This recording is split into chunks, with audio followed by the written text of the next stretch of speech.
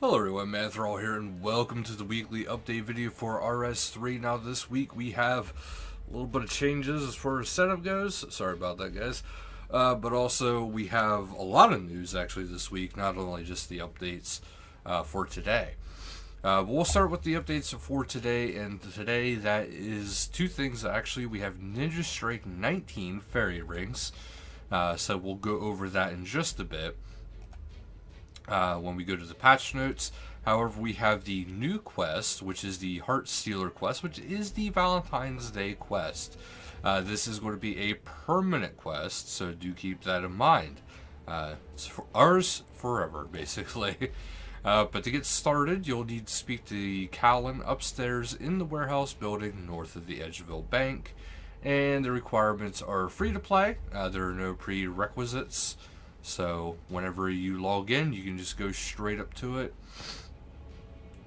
There is a double XP live, which is another big part of the news that is going on pretty soon here, which is actually going to be February 19th.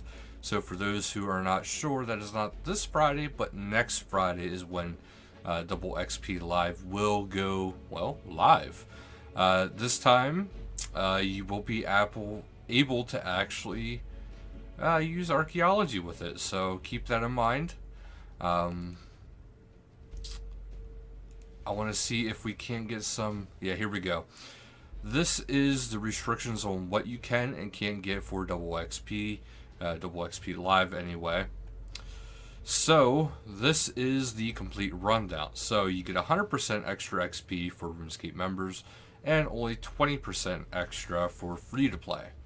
The restrictions are as follows for the rest. The double XP live boost is not applied to the XP earned through the following items or activities: the assist system, XP lamps, Tome of Experience, Ectofuntus, cremation, Dragon Rider amulet, auto sanctifiers, brawling gloves, player-owned house altars, wilderness chaos altar, dungeoneering wildcards, sacred clay, urns, ancient effigies. It also does not apply to XP rewards on Handed for the following type of activities, which is the quest, daily challenges, jade vine, strange and golden rocks, and other distractions and diversions. Also, harvesting animal produce from player-owned farms. It does not apply to XP awarded on Handed points, for example, Slayer points, you don't get it. Brimhaven Agility Arena tickets and Dungeoneering tokens. The Archaeology and Invention skill benefits are a little bit differently compared to the rest. So for Archaeology first, we have the base precision will be doubled. This means doubled projects per hour from excavation. Excavation and screening are XP are doubled, but you will not receive double XP from restoring artifacts, tomes, research, mysteries, or pylons. So keep in mind, it is just for the excavation and screening.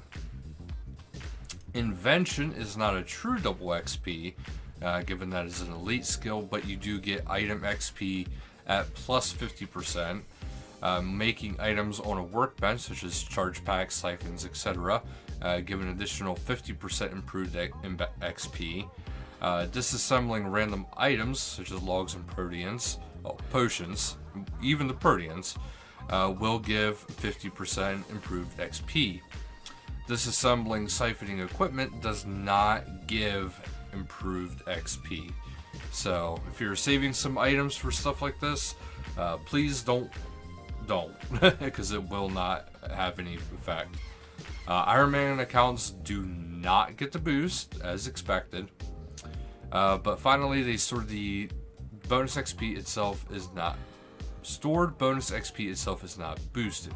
It is still awarded alongside the boost from the double XP weekend. So a member training a skill with the stored bonus XP on double XP weekend will get 200 base XP. So you get the bonus of 100% XP, but you also get the other bonus of the 100% XP, which gives you 3 times regular XP. Well, you get 3 times the XP essentially, because you get the regular, the base, the boosted, and then the boosted. So that's basically how that would work. But that is actually it for the double XP segment of that. Up next, we got the Prime Gaming, so do check it out. You know, you get some pretty cool stuff, of course. This time you get a currency pack containing 200 rune coins, 35 keys, plus the bow, sword, and staff d'Amar cosmetic overrides, which is lovely. It's Valentine's Day themed, of course. And then in the community, we have a live stream tomorrow, which is February 9th at 1700 game time, the Heartseekers Let's Play. Otherwise, today we have the awesome art. We have some nice little featured artworks from Glaciite with different poses and different types of equipment throughout RS. Or different even things like the Black Lobster, which I don't quite think exists yet. But we have some screenshots here as well from different people. We have one from Jana, which is her dressed in her Carlyle outfit, and as well as Carlyle in the background, so that's pretty interesting. We have what actually looks like an artist rendition, so I'm not entirely sure why this is in screenshots, but an artist rendition, and it says by ... O Lily / at lyfje.rs. And then we also have a picture of, I believe it is Richie, the pet, for the money making in general. And that is from Real 7 Oz. And then there's the hashtag RuneScape Pet Social Competition, so do check that out and share that wherever you feel that you want to share it, and that you can share it with that hashtag. So do check that out, and you know what? You could walk away with winning a bond from them, so that's pretty cool. Don't forget to check out their TikTok. So that's something I didn't really expect seeing. As for the community corner, we have the Pink Skirts event, so this time it'll be led by Mercy and Dung Titan, but you'll be duking it out Saturday, February 13th from 1300 to 1400 game time at the Exiled Calphite Lair on World 35. Sorry about that. And then they have a shout out here to, well, this is to Instascape, and this is actually a very well done photo that actually looks photorealistic almost. Almost, I say. Not quite, but photo. They did a rather good job trying to make that look very realistic. Then we have the patch notes for today. Now this is where we'll get into the Ninja Strike. The first up is the Ninja Strike notes. So for starters, we have the Fairy Ring. The Fairy Ring interface has been updated with new graphics, a smoother experience, and a quicker dialing of codes. The letter on the mushrooms will now stay upright while the mushrooms rotate for better readability. Dialing codes now display the location underneath, provided it has already been discovered. Players can now better sort the codes in the travel log, alphabetical by code, numerical by favorited codes, and with the rest alphabetical by code, alphabetically by location, and favorited codes are now assigned numbers, and players can now favorite 2 more locations. The numbers are not shown on mobile. Just a little heads up. The interface now displays how many codes you have discovered. The Book of Piracy now has new charge caps. They are 10 charges after completion of Pieces of Hate, 20 charges as a reward from Hard Mauritania achievement, 60 charges when you go complete the Elite, and then drinking the Brain Death rum with the book on your backpack or using the rum on the book will charge it to the maximum charge cap. And the Enchanted Leer it can now have a maximum of 60 charges, up quite a bit from the previous 6. So the charge obtained per fish has also been increased. Bass and sharks give 28 charges, manta rays give 30, and sea turtles give a whopping 40, so keep that in mind. Remotely charging the enchanted leer with the frenetic sea boots now gives 10, 20, and 30 charges for the fish above, so still pretty good, just a little bit less. Completing the easy frenetic achievements will now cause fish to give an extra 20 charges. Leers can now be charged at any point, rather than only to 0 charges. You can now charge the teleportation destination from the option leer itself, instead of having to visit Olaf the Bard. Check the teleport. The check teleport option now shows the amount of charges remaining alongside the chosen teleport locations. A new option has been added to the strange altar to automatically use any relevant items to charge leers in the player's backpack. Mauritania legs have now new charge caps. For the slime pit, they are 5 from the medium Mauritania achievement, 10 from the hard, and 20 from elite. These charges remaining are now shown as a tooltip.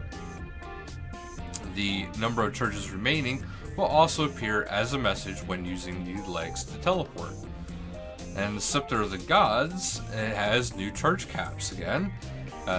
So 20 on base item, 10 on base item, 20 charges as a reward from the medium desert, and 60 charges total for the hard desert. So that's pretty freaking good. The scepter can now be charged at any point rather than just at 0. And with the above changes, the charge value of the pyramid plunder items has been adjusted. The jeweled diamond items give 10, jeweled gold give 6, gold give 1, and stone give 1.5 each. So it takes 2 for 1 charge. And clay is not listed. Charges will never be wasted when recharging, and jeweled diamond items can still be used on the scepter at any point. The scepter will now give a warning when you are low on charges. Various messaging surrounding the scepter has been changed to info boxes for better visibility. Remove the hyphens on various options for the mummy NPC and pyramid plunder and the scepter. Rock armor has some changes this week. The teleport to Bork's lair is now unlimited, and do not ask again option has been added for any teleports after the first on any given day. Ninjaversary fixes, which was actually a hot fix to start this out, which is they fixed the bug where the Yunel Pet Shop incubator would not give players a god bird pet if they already owned one, no matter which kind. But as well, on top of that, they have a sneaky set of deadly weapons from the Total Combat mini-quest somehow made their way into the Grand Exchange. The ninjas have removed this listing and are pointing a few fingers at their pet Chinchompa for this incident. Rabbits that have only just became adults can now be fed dense honeycomb for the Total Combat quest. Quest achievement improvements. The quest system is no longer dependent on the old achievement system if you are currently tracking a quest or the path is removed. Invalid IDs will be cleared from the activity tracker the next time you log in. Quest achievement and paths consisting of quests that have been temporarily removed from achievement paths. This way they will be restored when the path system can be rewritten to work in the new achievement system. Other improvements are as follows. We have the Vault of Shadows mini quest difficulty has changed from novice to experienced. Ellen in Profundus has finally achieved 99 Archaeology and now has her max cape back. Max no longer thinks he doesn't have 99 agility. Texture sizes around the range out of time have been reduced to help with crashing issues. A description for the coordinates of spring, summer, autumn, and winter have been updated. Tooltips for the Dwarven tools now show which mode they are currently in. Players on the tutorial path will no longer receive certain in-game messages or message notification. Fixes. We have the support cape will now show the right-click options for Dungeoneering and Slayer perks when the player has been logged out and back in again. The first half of the destroy option ability will no longer be delayed after converting it to damage over time, such as by using the mutated barrage ability. Solak should no longer randomly choose new targets during the encounter. Player movements will no longer be delayed when trying to move during a channeled combat ability. Crafting a prayer roll new potion will no longer claim you've made a summoning renewal. The track Yakamaru 2 will now unlock correctly. Fix an issue with the previous teleport on the Infinity Ethereal Outfits set bonus. Completing desert tasks now correctly triggers a broadcast. NPC enemies will no longer show incorrect values when using the Monster Examine spell. And they've had to remove an issue where the Beast of Burden were displaying duplicate take Beast of Burden options. The hotfix for this week with that one is that the Ironman players can no longer convert any of the weapons bought from the Item store above tier 1 stats. Any higher tiered variants will be automatically converted back to tier 1. And finally, other changes are the Yak Track notice boards have been removed from the game world, and Squiggles has escaped. Squiggles has escaped. But anyway, you keep all that in mind. And now for the last little tidbit of news is I did say I was going to look into the newest owners of, RuneScape, Jaggets. And I can say this, from what I read, from what I found out, RS players, both RS3 and old school, this is only going to be a good thing. I read over it. Basically, what is going to be going on is that this company, while they might not be 100% gaming company, they have works with tech and technology. So, and they also have let's face it, bigger bankroll. But as a result of this and them getting acquired by this company, they have now hired 200 more devs, rounding the total amount of devs to nearly 500 people. And the whole point of this to get bought by this company is to have a stable, reliable company, for starters, but also they can be backed pretty heavily by them. And now, since they have a heavy backing, they expect to be able to do a lot more things, and they want to go heavy and hard into not only RuneScape and RuneScape 3, old school RuneScape and RuneScape 3, but they want to go hard into other projects and other RuneScape-like-esque games or content, such as, Chronicle, when they had that out. They want to go a little bit harder into these kind of projects to bring us, the characters we love. And personally, I miss Chronicle, but, they took it away. But that's the long gist of things. So it's only going to be good for all of us. So do keep that in mind. But that's actually it for today's video. We can only see, hopefully, good things soon from all this. So thank you guys so much for watching. And until next time, later, guys.